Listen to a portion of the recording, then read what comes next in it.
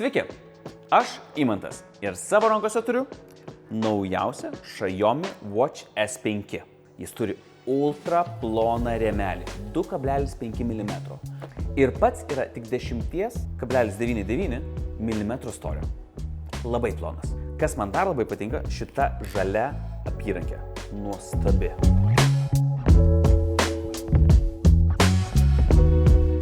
Kaip ir sakiau, naujasis S5 ultra plono rėmelio.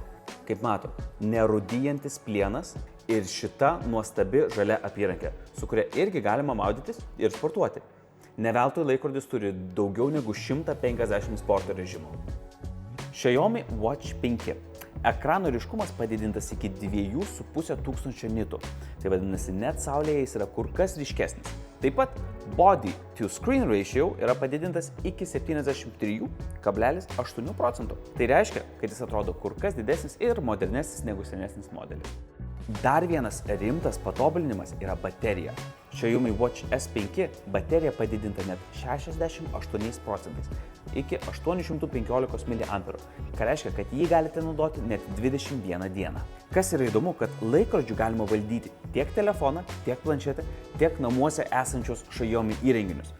Dar vienas įdomus atnaujinimas tai yra gesture control, kad spraktelimu gali numesti skambutį ar nusifotografuoti telefonu.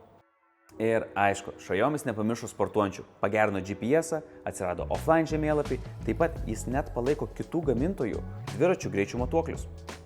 Taip pat atnaujintas ir sveikatos sekimas. Naujieji 8 sensoriai, 4 PD ir 4 LED sensoriai padės sekti tiek sportą, tiek širdies ritmą, tiek miegą. Nuostabu. Xiaomi Watch S5. Laikrodis, kuris turi apčiuopiamų atnaujinimų. Baterija, ekranas, sensoriai ir dizainas. Pasižiūrėkit, koks nuostabus dizainas. Ir aišku, nerūdijantis plienas. Galėsite tiek sportuoti, tiek atrodyti solidžiai ir laisvalaikį.